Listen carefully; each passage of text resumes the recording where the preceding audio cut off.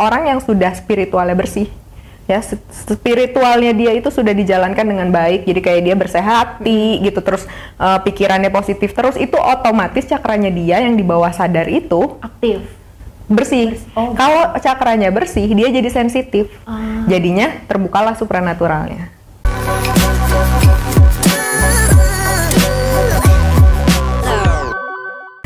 Halo Sobat PR, balik lagi bersama saya Pratiwi Ramarta di Spiritual Journal bareng sama Kak Silvi. Hai Sobat PR, hai Kak Tiwi. Halo. Ketemu lagi di episode terbaru. Betul. Yaitu Tentang kita akan membahas apa nih? supranatural. Seru kayaknya ya. Terus sama mental health kali ya. Mental health, kita akan bahas dua hal yang kayaknya banyak orang yang penasaran, banyak orang yang mengalami tapi tidak bisa menceritakan itu.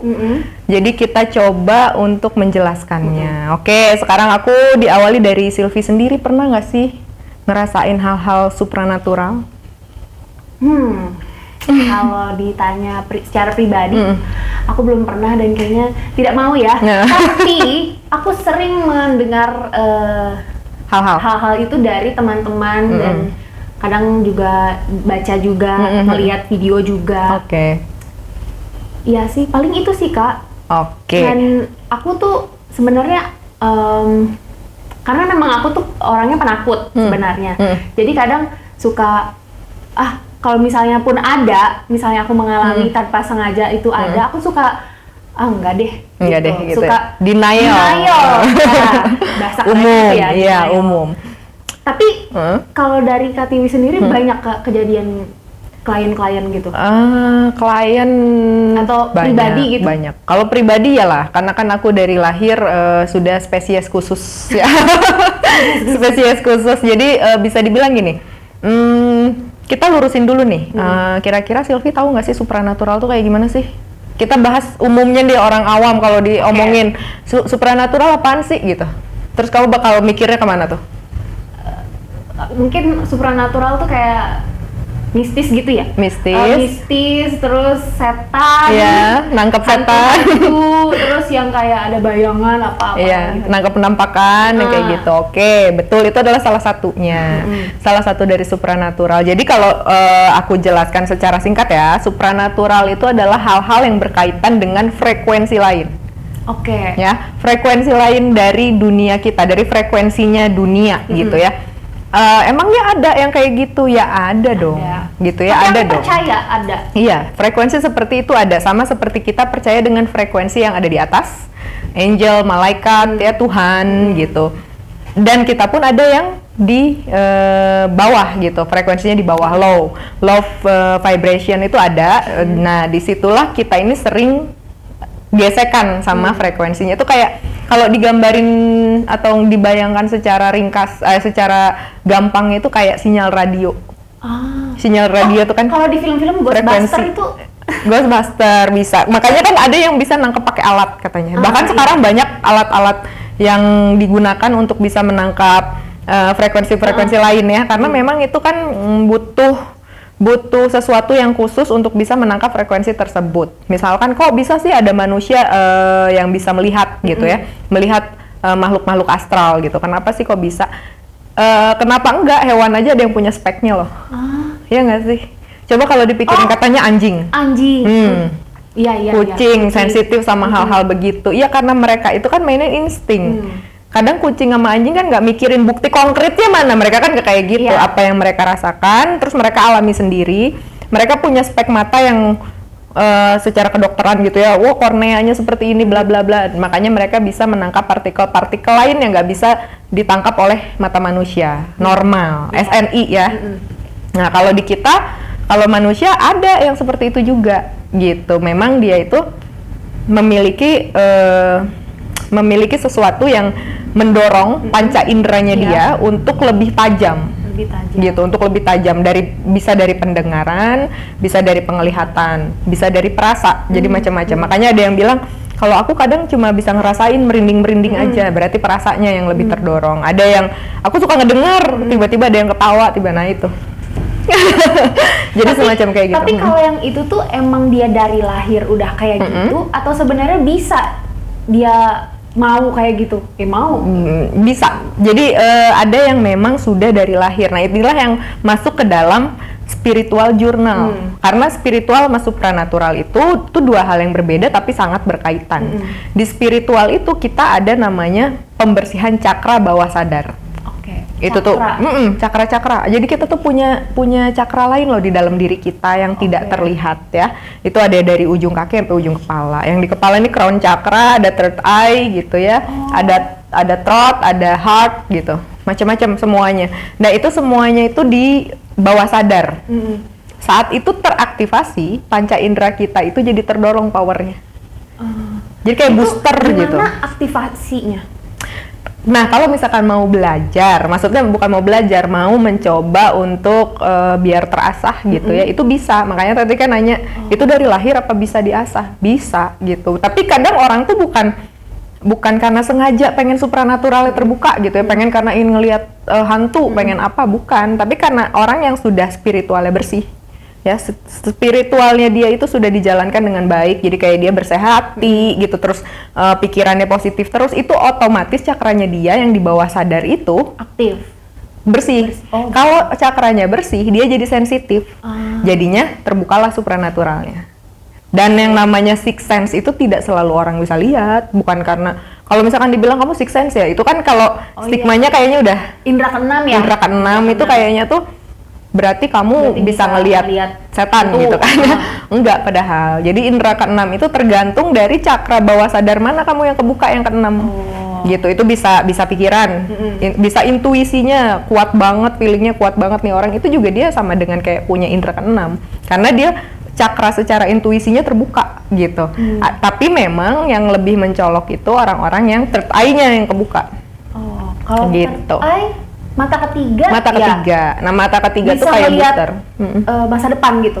Macam-macam. Kalau misalkan ke masa depan, ke masa lalu, itu biasanya orang yang crown chakra sama heart chakranya kebuka. Jadi itu ada kombinasi lagi. Makanya ada juga istilahnya kan sixth sense, ada indigo. Itu kan beda. Oh, beda. Bedanya apa tuh, Kak? Sixth sense itu, kalau aku taunya indigo itu dia bisa memprediksi nanti masa depan. Aku taunya itu. Lihat di TV. Iya. Jadi memang banyak sih ya versinya. Cuma kalau menurut versi aku nih, perbedaan sixth sense sama indigo nih ya.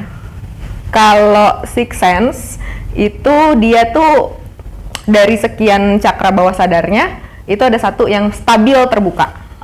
Jadi itu kan bisa stabil, bisa enggak, gitu kan ya. Artinya on off gitu loh. Kalau misalkan lampu tuh nyala mati gitu. Tapi kalau misalkan dia udah stabil, misalkan third eye-nya dia kebuka gitu, terus dia stabil, dia terus-terusan bisa ngelihat secara stabil. Makanya sixth sense itu disebutnya. Kalau indigo dia udah perpaduan. Banyak cakranya dia di alam bawah sadar itu stabil. Jadi kadang dia bisa ngelihat ke depan, kadang dia bisa ngelihat ke belakang, terus bisa ngelihat hal-hal frekuensi lain, terus juga intuisinya kenceng, bisa juga jadi healer. Jadi bisa dia baca udah pikiran nggak sih, Kak? Complicated.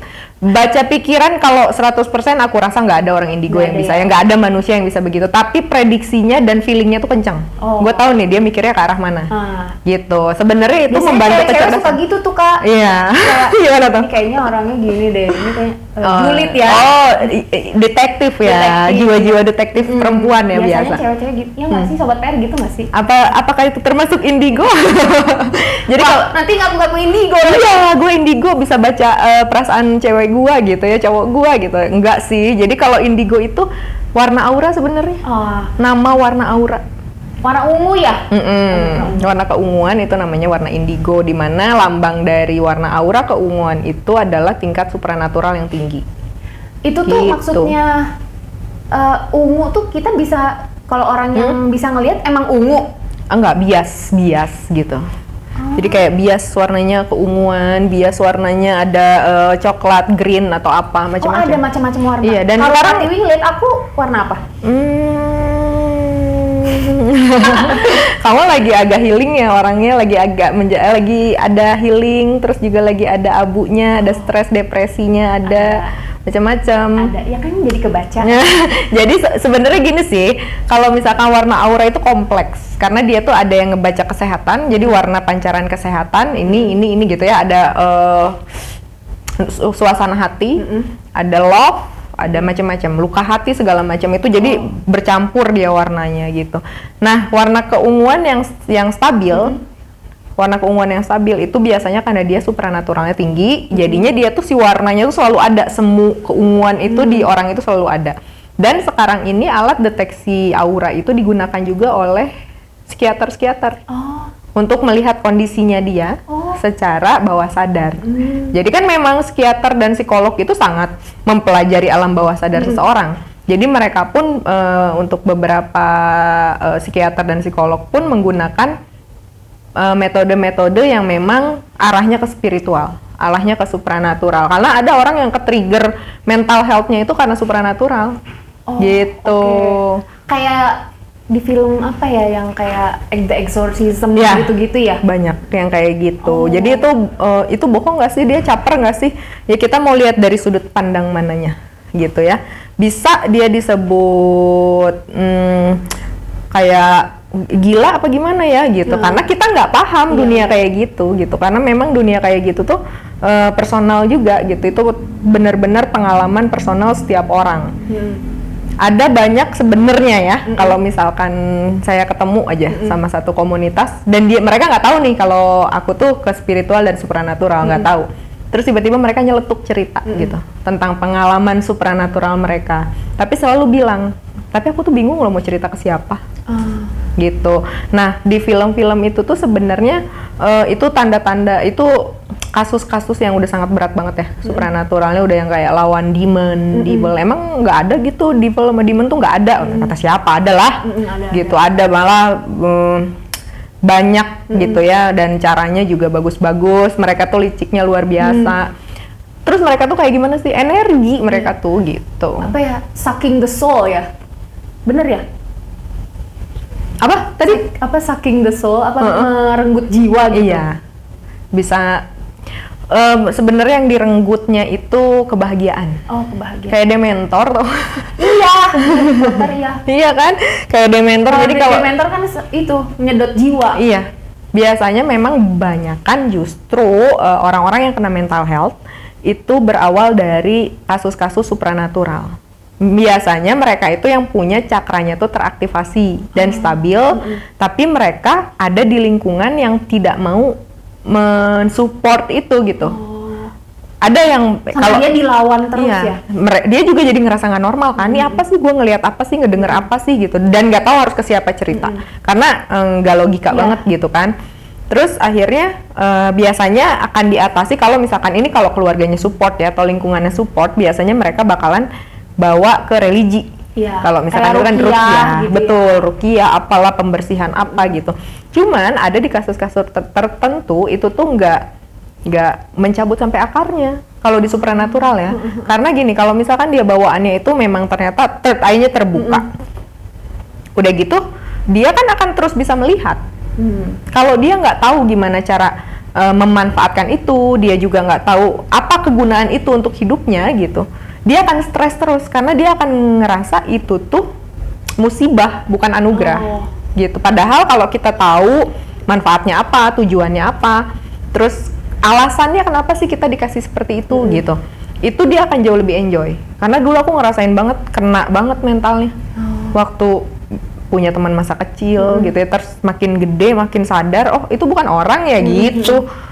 Tapi sekarang kenapa berani speak up gitu ya, berani ngobrol, berani ngomong sama orang-orang, karena sekarang kalau aku gila, banyak banget tuh orang gila yang sekarang ngomong gitu ya. Kalau mereka punya pengalaman nih begini, mereka punya pengalaman begitu gitu. Karena memang hal itu tuh ya lagi personal thing. Jadi sesuatu yang kita rasain sendiri dan kita harus pintar-pintar mau komunikasi itu dengan siapa gitu. Berarti Kak Tiwi find out Kak Tiwi itu punya gift itu kapan? Kapan ya? Usia kecil ya? Kayaknya sekitar 6-7 gitu. Udah mulai ngeh kalau kok aneh sih gitu. Kan aku ceritakan aku sama kakak aku kan bareng di dunia kayak gini gitu. Nah kakakku tuh dulu orang yang sangat logis. Dia sering banget ngomong ke aku, lu ngapain sih ngomong sendiri gitu. Padahal aku lagi sama orang, lagi main sama orang gitu ya. Cuman dulu ya aku cuekin karena mikirnya emang kakak gue mah emang gitu, sinis gitu.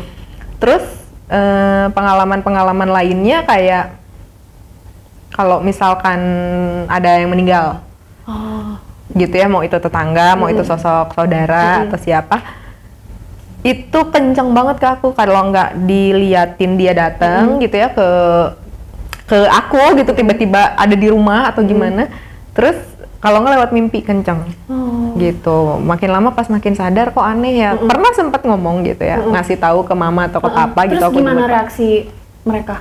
Bukan itu, ini makanya jangan terlalu banyak nonton, jangan terlalu banyak begini. Nah paling gitu. Akhirnya aku juga denial karena mal itu sampai SMA itu udah kayak udah kebuka banget gitu ya. Banyak yang bisa aku rasain sampai mungkin teman-teman SMA aku juga, iya nih orang sering pingsan pasti gitu. Karena memang segitu depresinya itu bukan karena apa ya, bukan karena ketakutan juga, itu udah depres banget gitu. Kayak gimana ya, gue udah sampai nggak takut sama yang kayak gitu, cuman kalau kayak setiap hari itu kayak gitu ya capek, jadinya capek fisiknya karena kan itu juga ada energinya ya, menguras. Iya, negatif energinya terus ada di kita lagi enak-enak, lagi positif gitu ya, terus tiba-tiba dipengaruhin sama hal-hal kayak gitu, ketekan lagi, blackout gitu. Dulu tuh sampai kayak gitu, ngalamin masuk rumah sakit gitu. Terus psikiater juga pernah gitu. Sampai kayak gitu. Psikiaternya sendiri gimana? Kalau psikiaternya malah bilangnya aku tuh anak hiperaktif katanya. Hiperaktif, jadi dia tuh memang imajinasinya tinggi, dia begini gitu, dan itu harus disalurkan katanya, harus banyak kegiatan begini. Iya, oke, waktu itu udah lumayan oke sih ya, karena di situ juga aku banyak cerita sama psikiaternya apa yang aku alami, cuman di situ masih karena based on science ya, jadinya tetap aja dibawanya bahwa itu imajinasi, kamu tuh sebenarnya kreatif loh gitu, cuman nanti kreatifnya dibawa ke sini ya, lebih ke kayak gitu, dan itu nggak memuaskan, nggak membantu, nggak ya membantu, tapi kayak yang ini masih ada sesuatu nih, ada yang salah nih sama gua gitu. Berarti Kak Tiwi tuh udah mencoba untuk ke mana-mana ya itu, udah mencoba, dan akhirnya bisa berdamai dengan itu. Gimana? Spiritual journalnya adalah aku kena dulu mental health sebenarnya lama, tapi berarti dari SMP dong. Berarti faktor Kak Tiwi kena mental health itu karena itu? Iya, mental healthnya triggernya karena aku punya energi supranatural tinggi, tapi nggak tahu harus digimanain gitu. Jadi kayak keganggu terus, tiap hari keganggu gitu. Terus pokoknya udah lama dibiarkan lah ya gitu ya, jadi kayak yang udahlah, kalau udah bisa lihat ya udah gitu ya, udah mulai ngebiasain, kadang kalau ngebedain orang, ini orang apa bukan ya gitu, tapi udah terbiasa. Terus akhirnya aku ketemu sama teman gitu, sama seorang teman yang kebetulan sama gitu, sama dia pun punya hal seperti itu. Nah di situ nggak tahu kenapa cocok gitu, cocok ceritanya. Dan akhirnya kita nyambung nih. Gimana caranya Kak Tiwi akhirnya bisa berdamai sama gift-nya Kak Tiwi yang kayak gitu? Berdamai, gimana ya? Akhirnya bisa accept, ternyata gue tuh kayak gini. Sebenarnya lama sih ya prosesnya, karena kan itu dari kecil terus udah gitu perjalanannya lama sampai nemuin seseorang yang benar-benar bisa diajak ngobrol waktu itu. Sebenarnya udah mulai banyak sih, ada beberapa lah, bukan banyak, ada beberapa orang yang ternyata aku tuh jadi pemerhati dulu tuh ya. Jadi karena nggak berani, karena pernah dapet bulian jadinya kan, kayak dibully, capek. Jangan ada yang kayak gitu. Ya nggak boleh.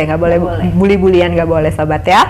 Jadi sebenarnya waktu itu sempat ngebuat mental jatuh ya, karena dipikirnya kan waktu aku pingsan gitu ya, itu karena caper, karena apa-apa gitu, macem-macem lah. Terus pernah cerita sama teman taunya kesebar terus akhirnya kan kalau udah kesebar gitu ya kalau udah kesebar kayak gitu kan orang ada yang nanggepinnya enak, ada yang nggak enak gitu kan ya. Oh masa sih ya begini ya begitu, tapi aku sempat ada pembuktian sih waktu itu ya, waktu SMA sempat ada pembuktian pada teman-teman aku, sobat-sobat aku di SMA waktu itu ada yang benar-benar percaya kalau aku bisa gitu ngelakuin hal kayak gitu. Terus mereka minta tuh kita penelusuran yuk katanya, pulang sekolah kita penelusuran dengan HP ya zaman dulu gitu ya, HP jadul gitu ya. Terus kita kayak, wih di mana nih adanya gitu. Nih ada di mana nih, di situ. Mereka foto dan ada beberapa yang ketangkep. Sosok-sosoknya ketangkep di kamera gitu ya. Cuman akhirnya dihapus, itu sempat diliput juga di majalah sekolah gitu ya. Walaupun tetap ya pro kontra yang kayak begitu sih.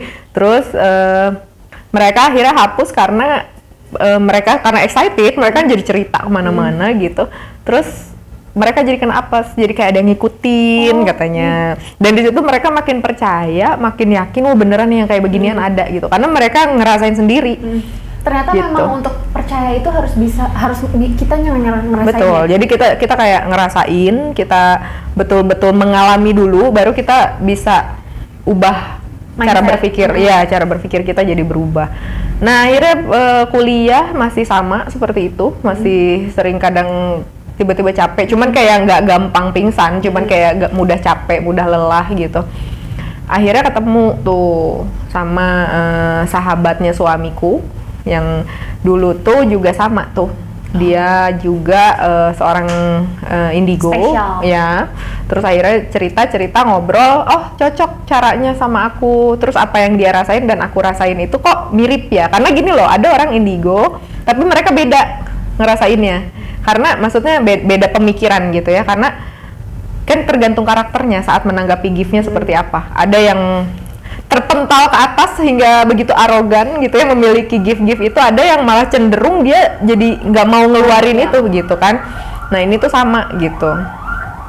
Terus akhirnya sama beliau inilah ngobrol-ngobrol dan mengerti gitu. Oh ternyata aku dikasih kayak gini tuh bisa bermanfaat buat aku. Awalnya begitu, hanya buat aku doang. Artinya bermanfaat buat aku bukan ke hal negatif, karena saat kita punya gift gitu terus kita manfaatinnya ke hal yang nggak baik, itu tuh resikonya tinggi juga gitu. Jadi nggak sembarangan, kita juga bahaya lah gitu. Makanya kenapa kan supranatural, mungkin kalau sobat PR pernah dengar cerita kan pasti banyak banget nih orang yang tahu tentang dukun hitam, ya kan? Dukun hitam. Tapi ada juga yang memang memperlakukan si gift-nya ini dengan baik gitu kan. Nah itulah gimana cara orang membawanya. Jadi kalau kita dikasih gift, kita mau pakai itu untuk baik ya bisa, untuk buruk ya bisa. Itu tergantung kita mau kemana. Cuman saat kita terjerumus ke yang buruk ini, resikonya gede banget. Gitu. Merugikan banyak orang, merugikan karena kan di agama juga kan banyak dosa ya, pesugihan yang kayak gitu. Dan itu memang nyata. Jadi kayak kita bisa ngejual jiwa kita bisa barter, kita punya persyaratan untuk tumbal, itu tuh nyata memang ada. Nyata. Karena yang mereka butuhin itu energi jiwanya. Nah itu yang dijual itu energinya. Ketika dia dapat energi itu tuh apa sih yang biasanya menambah energinya dia untuk meningkatkan ilmunya dia gitu. Jadi kalau kita sama lah, kalau kita ibaratkan ke barang listrik aja, elektronik gitu. Semakin dia energinya tinggi, lampu aja. Ya kan? Semakin dia terang, semakin dia kuat ya, voltasenya semakin tinggi gitu. Nah, kalau di permainan energi supranatural pun sama, tentang energi aja gitu. Nah, makanya banyak juga yang berpikir kan, kok pernah nggak sih sobat PR juga nanya gitu ya dalam hati, kok kadang aneh sih kalau memang bener setan itu ada, kok bisa beda-beda di setiap negara wujudnya. Iya kan? Kok bisa beda? Makanya akhirnya kan ada yang nggak percaya. Nggak ada lah setan kayak begitu mah gitu. Iya, karena memang saat kita melihat sesuatu yang bentuknya frekuensi lain, makhluk astral, itu sebenarnya adalah energi. Ya, itu adalah seperti asap aja, nggak ada wujudnya dia tuh, nggak ada wujudnya. Nah, yang mewujudkan itu adalah otak kita. Karena kita kan masih terbatas ya, kita punya fisik kita ini berkontribusi untuk itu gitu. Karena kita memvisualkan itu akhirnya di kepala kita dan akhirnya muncul sosok itu. Walaupun menjadi sangat nyata dan tidaknya tergantung seberapa kuat kita punya pikiran. Gitu, dan seberapa kuat dorongan supranatural yang kita punya. Makanya kadang aku bisa ngeliat tuh betul-betul kayak orang aja. Kadang nggak bisa bedain. Dan itu nular. Kalau misalkan aku nih orang supranaturalnya tinggi, terus sering ngobrol sama si Elvi, gitu ya.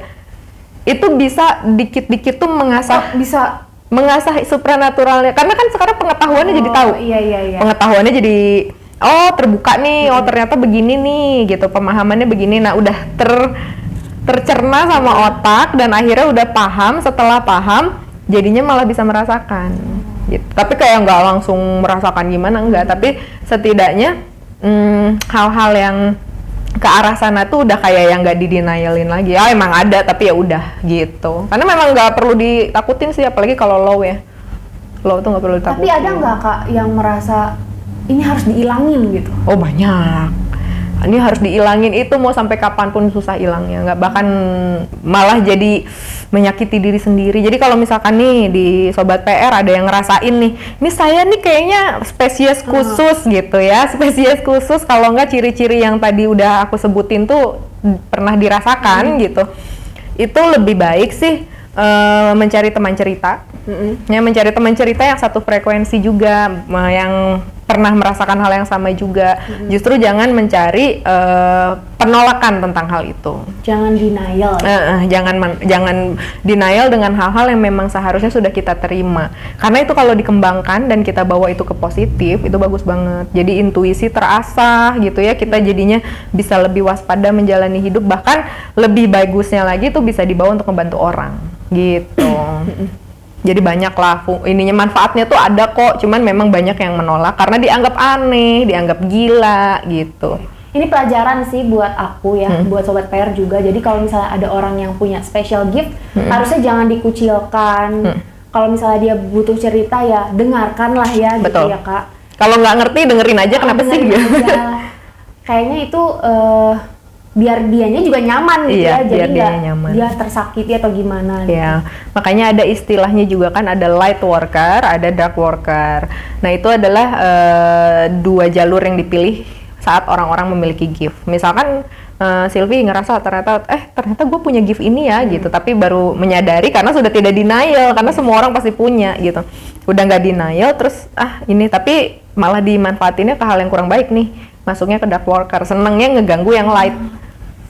Jangan sampai ya. Jangan sampai gitu. Ya, tetap di light aja. Gak enak gelap-gelapan. Iya. Jadi ya supranatural tuh jauh lebih banyak spesifikasinya ya. Ada black magic kan ya. Dan banyak orang yang zaman sekarang percaya sama black magic. Tapi sebenarnya memang ada ya Kak? Ada, cuman kalau misalkan terlalu dipercayai juga jangan. Karena itu caranya black magic masuk. Saat kita terlalu percaya nih, begitu bersin, black magic, ya nggak gitulah ya gitu ya. Ya bersin ya udah minum obat aja. Cuman kadang ada loh yang berlebihan kayak gitu. Jadi setiap terjadi sesuatu pada dirinya, dia akan kaitkan ke supranatural. Itu yang nggak bijak. Itu yang jadinya dia tidak pernah mau menyeimbangi otak kanan kirinya dia gitu. Jadi kayak ngawang aja terus. Nah itu yang ngebuat orang juga jadinya udahlah jangan percaya supranatural tuh, jadi kayak gitu gila kayak dia. Nah nggak nyalahin. Jadi mental health-nya terganggu. Mental health-nya terganggu. Nah itulah trigger-trigger mental health yang banyak juga susah ditemukan, karena kadang gini, secara kehidupannya dilihat baik-baik aja, oke-oke aja, ternyata personalnya itu biasanya di spiritual atau supranatural. Kalau spiritual biasanya gini, dia punya keyakinan tertentu. Dia sudah menemukan sesuatu tertentu nih ya, tentang bagaimana dia menjadi orang baik, menjalani hidup dengan baik, bagaimana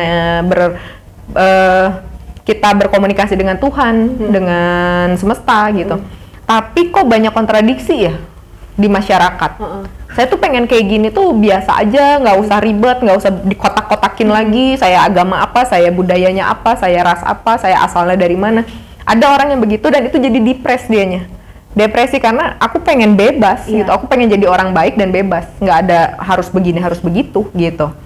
dan udah ngepaham orang baik tuh kayak gimana, orang nggak baik tuh kayak gimana. Itu kalau triggernya dari spiritual, mental health-nya kena. Kalau dari supra, itu ya itu dia mengalami banyak hal yang kayak ngedenger bisikan, mimpi buruk, ya, halusinasi, imajinasi yang terlalu tinggi gitu.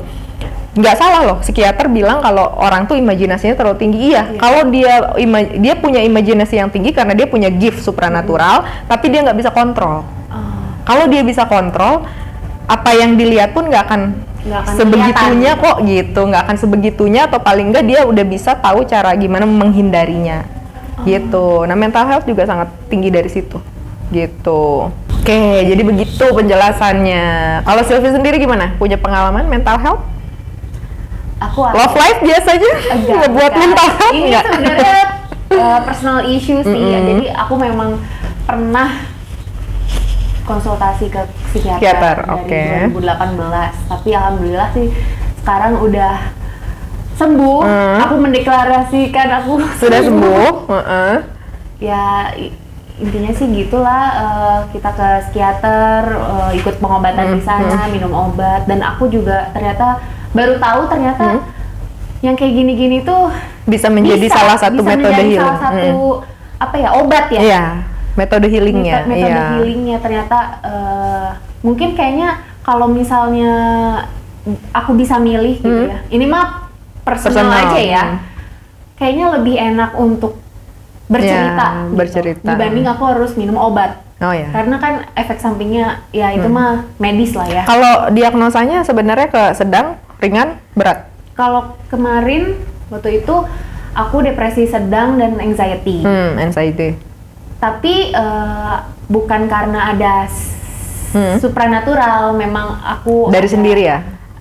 Isu sendiri. Isu sendiri. Kayak gitu. Ya biasanya memang gini, kadang juga bahkan kita pun ada di tahap-tahap tertentu memang membutuhkan dorongan obat. Karena ada di tahap tertentu tidak terkendali.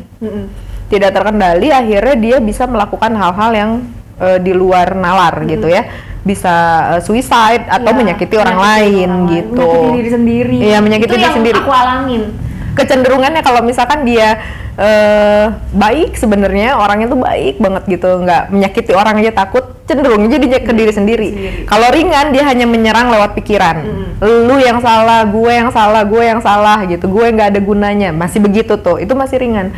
Kalau sedang itu menyakiti sambil mukulin, ya, itu aku. Kita bisa jeduk, sayat-sayat, nah itu udah kesedang. Nah beratnya itulah suicide atau menyakiti orang lain, membunuh atau dibunuh gitu. Ya.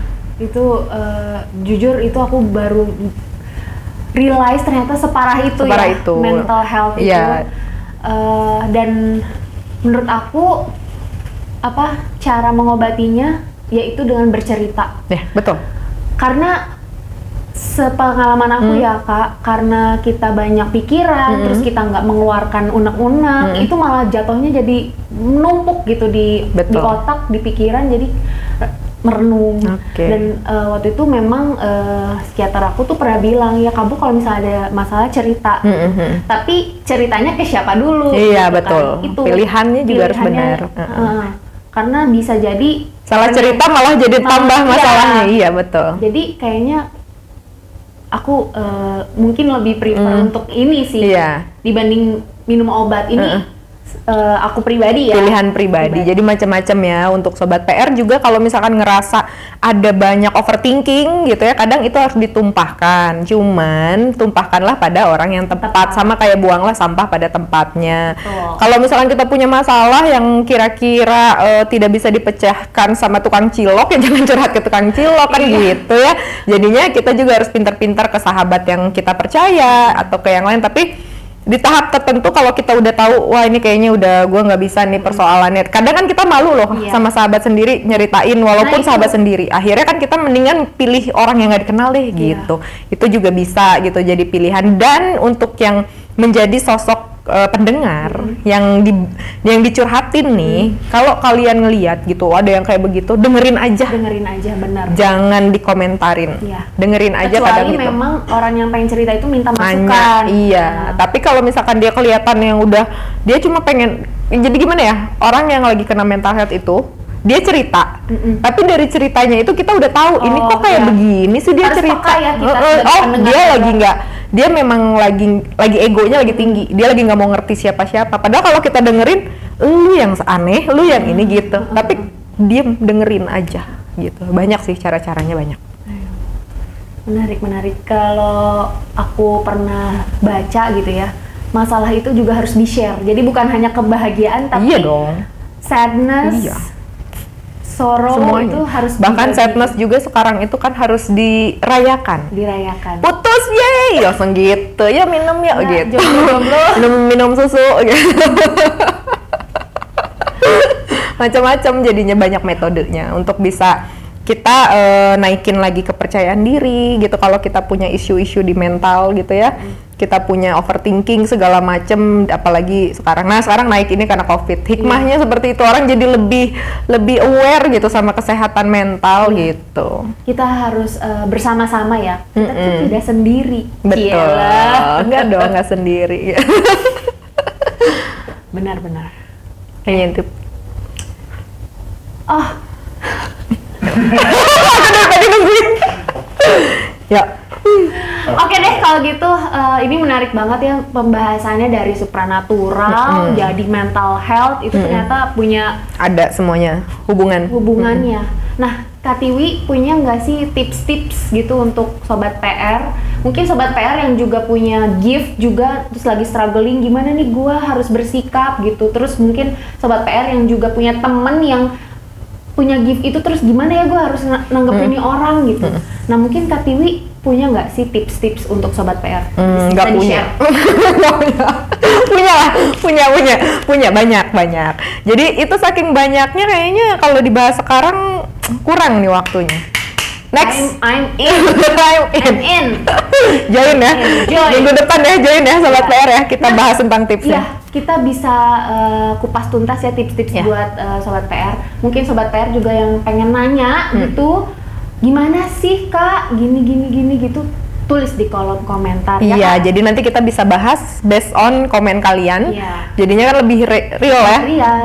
Dari realita yang sekarang lagi banyak ini apa sih gitu, yang lagi kalian butuhkan. Nanti kita cari nih dari komentar mana yang paling banyak, itu yang nanti kita angkat tipsnya seperti apa. Seperti itu, Ciach. Karena sharing is caring ya. Iya, betul sekali. Banyak banget quotes-nya.